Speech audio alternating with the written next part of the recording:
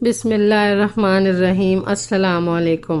بہت پرانے زمانے کا ذکر ہے کہ ایک شکاری تھا، لیکن وہ دوسرے شکاریوں کی طرح نہیں تھا۔ اس نے اپنی پوری زندگی میں کبھی کسی جانور کو نہیں مارا تھا۔ وہ کسی جاندار کو مارنے کے لیے ہاتھ اٹھا ہی نہیں سکتا تھا۔ بس اس کے پاس ایک جال تھا اور ایک بانسری، جس پر وہ بہت ہی سریلی دھنیں بجایا کرتا تھا۔ وہ روزانہ جنگل میں جاتا، جال بچھاتا اور بانسری بجاتا۔ اس بانسری کی آواز سن کر پرندے اڑتے چلے آتے۔ وہ انتظار کرتا اور جیسے ہی کوئی پرندہ اس کے جال کے پاس آتا، وہ رسی کھینچ کر اسے جال میں بند کر دیتا۔ پھر وہ اس پرندے کو دانہ کھلاتا اور ان کا خیال رکھتا اور ان کی پیاری پیاری آوازیں سنتا۔ جب کبھی اسے پیسوں کی ضرورت ہوتی، وہ ان میں سے 2-3 پرندے بیچ دیتا۔ پرندوں کے اس شکاری کا ایک بیٹا تھا جس کا نام بیزاد تھا۔ بیزاد ابھی چھوٹا ہی تھا کہ شکاری بیمار پڑا اور اس کا انتقال ہو گیا۔ بیزان اور اس کی امی کے پاس جو پیسے تھے وہ جلد ہی ختم ہو گئے۔ ان کے پاس کھانے کو کچھ نہ رہا۔ زندگی بڑی مشکل سے گزر رہی تھی۔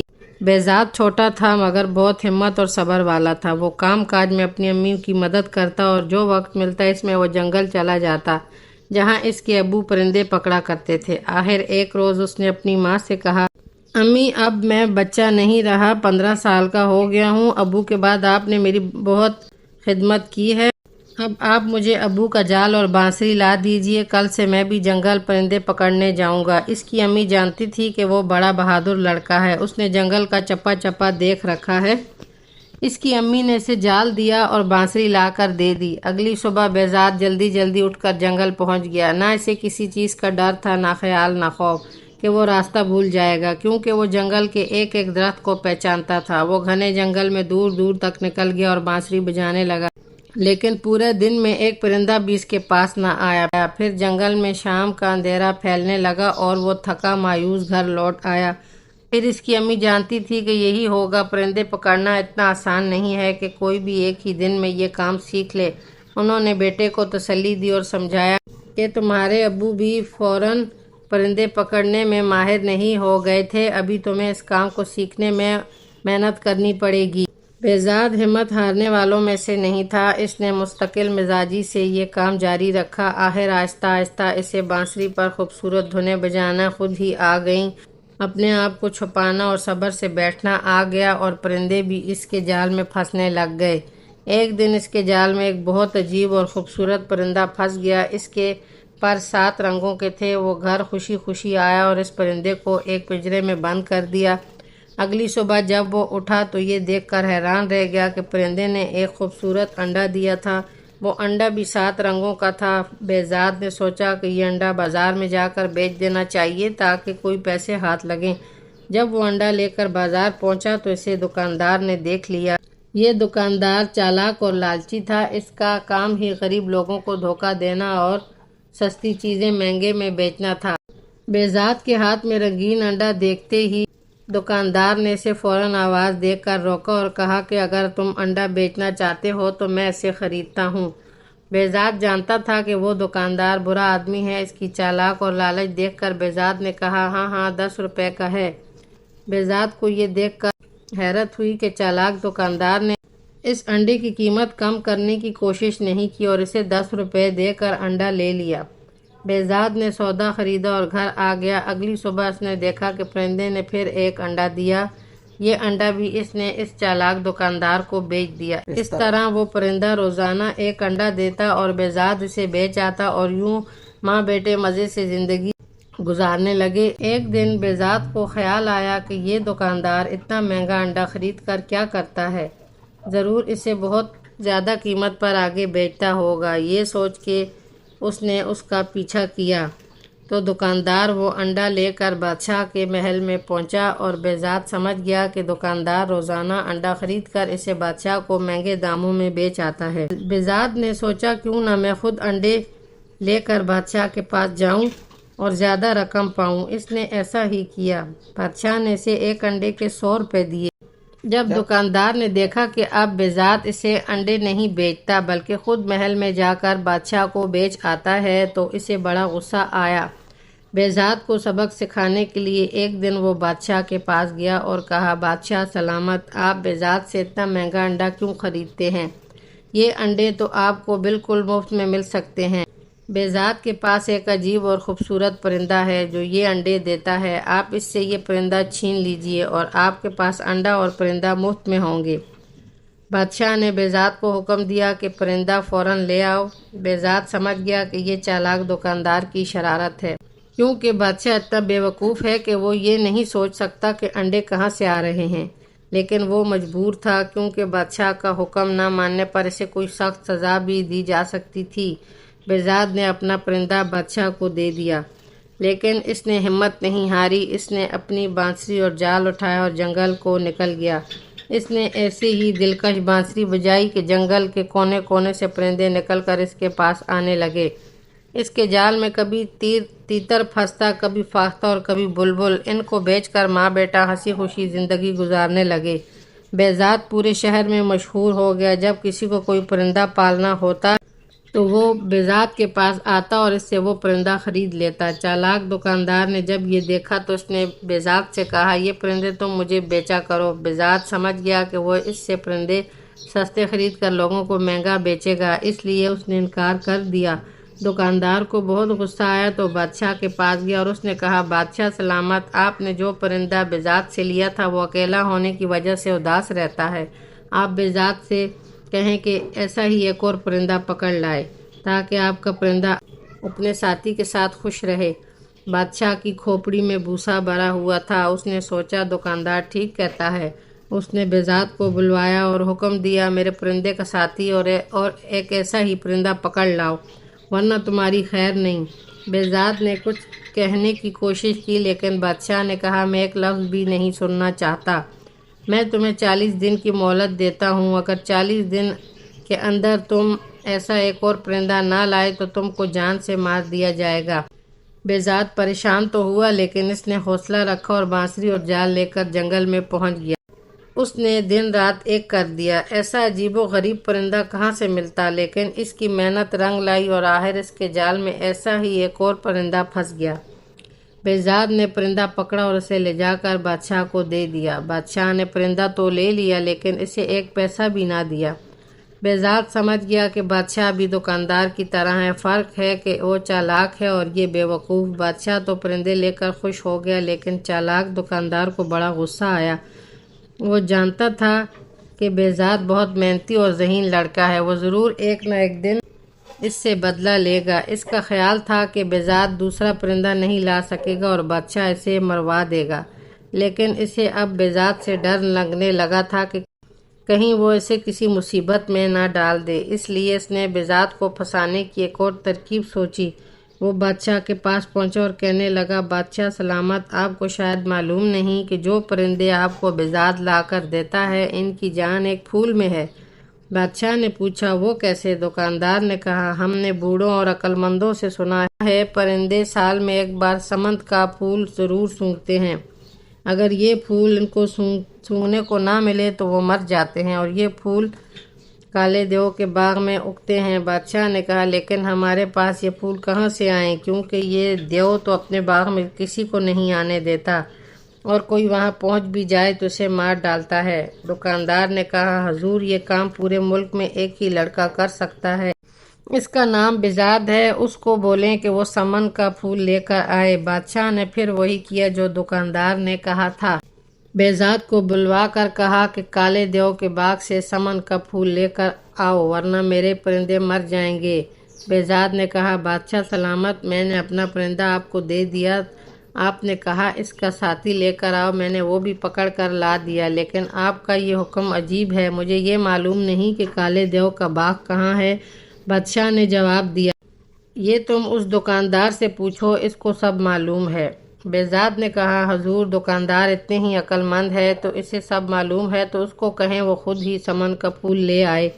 بادشاہ نے کہا، نہیں، بس تم ہی یہ کام کر سکتے ہو، اور اگر میرے پرندے مر گئے تو میں تمہیں اور تمہاری ماں کو مروا دوں گا۔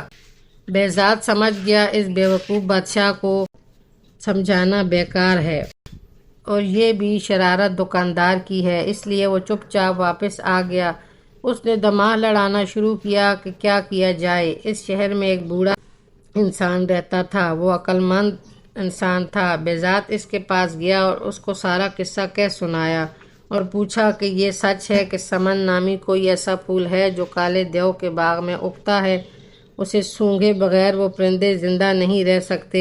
بوڑھے نے کہا کہ یہ سچ ہے، یہ پرندے سال میں ایک دن یہ پھول ضرور سونگھتے ہیں، یہاں تک کہ اگر دور دراز علاقے میں چلے جائیں تو بھی بہار کے موسم میں وہ اس پھول کو ضرور سونگھنے آ جاتے ہیں۔ اس لیے کالا دیو یہ پھول اپنے باغ میں ضرور اگاتا ہے۔ اس طرح یہ عجیب پرندے ہر وقت اس کے باغ میں رہتے ہیں۔ بہزاد نے پوچھا کہ میں اس باغ سے وہ پھول توڑ لاؤں تو کیا پرندے بھی اس پھول کے پیچھے پیچھے آئیں گے؟ بوڑھے نے کہا ہاں بالکل، لیکن اس پھول تک پہنچنا بہت مشکل ہے۔ اس باغ کا ایک ہی دروازہ ہے اور اسے کالے دیو کے علاوہ کوئی نہیں کھول سکتا۔ بہزاد نے کہا میں اسے کھولوں گا، آپ مجھے بتا دیجئے۔ بوڑھے نے کالے دیو کے باغ کا پتہ بتا دیا اور یہ بھی کہا بڑے بڑے پہلوان اور بہادر لوگ وہاں گئے لیکن کوئی زندہ واپس نہ آیا۔ دیو بہت طاقتور ہے، تم کوشش کرنا کسی طرح چھپ کر رہو، اگر وہ تمہیں دیکھ نہ سکا تو تمہاری جیت ہوگی ورنہ تمہیں مار ڈالے گا۔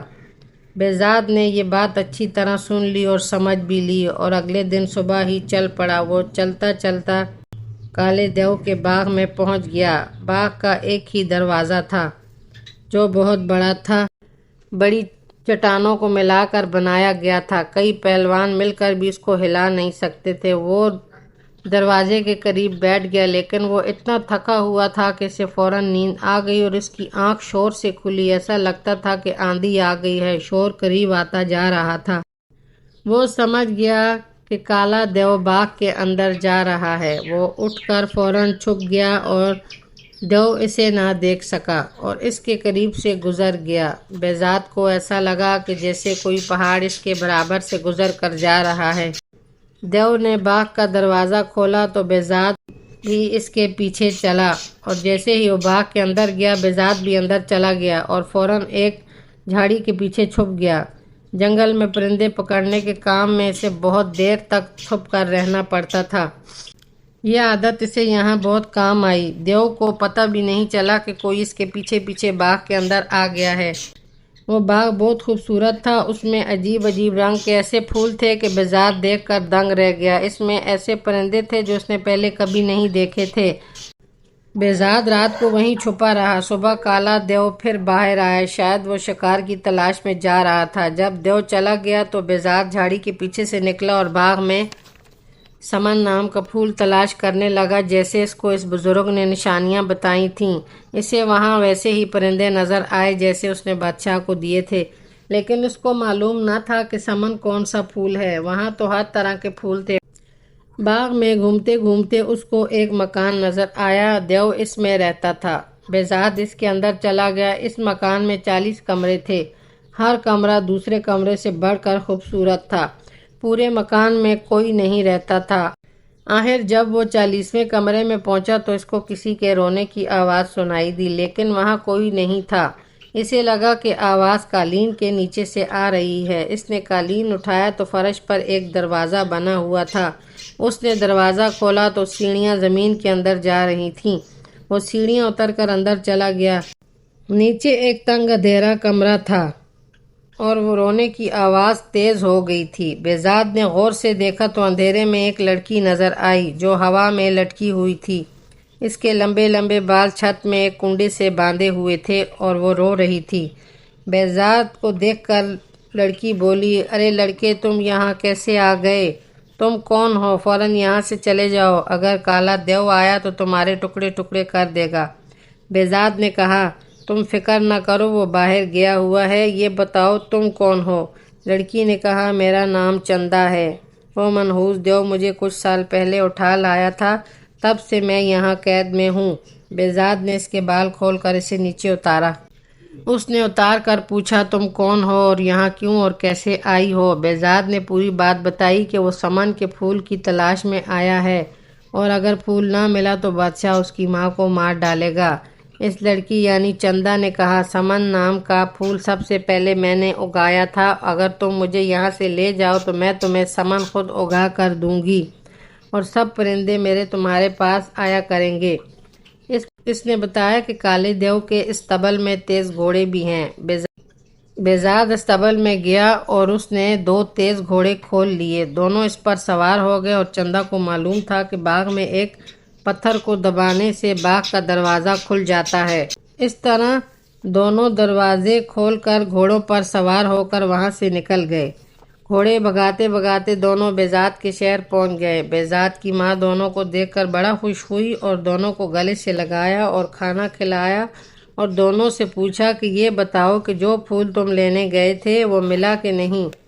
بیزاد نے کہا، امی جان، میں نے آپ کو کچھ نہیں بتایا کہ میں کہاں جا رہا ہوں، تو پھر آپ کو کس نے بتایا کہ میں پھول لینے گیا تھا؟ ماں نے کہا، بیٹا، بادشاہ کے سپاہی روز آتے ہیں اور سمن پھول کا پوچھتے ہیں کہ بیزاد آیا کہ نہیں۔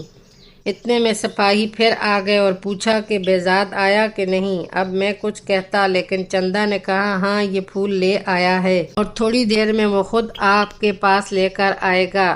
بادشاہ کے سپاہی چلے گئے تو چندا نے چاقو لے کر اپنی انگلی میں چیرا لگایا، خون کے 2 قطرے نکلے اور نکل کر پھول بن گئے۔ چندا نے کہا، دیو کو معلوم تھا کہ میں اس طرح سمن کے پھول بنا سکتی ہوں، اس لیے وہ مجھے قید کر کے رکھتا تھا۔ اب یہ پھول بادشاہ کے پاس لے جاؤ۔ جب وہ پھول بادشاہ کے پاس لے کر پہنچا تو پرندے اداس تھے، انہوں نے چہچہانا بند کر دیا تھا۔ پھول دیکھتے ہی پرندے خوش ہو کر چہچہانا شروع ہو گئے۔ پرندوں میں جیسے جان پڑ گئی، وہ پھر سے بولنے لگ گئے۔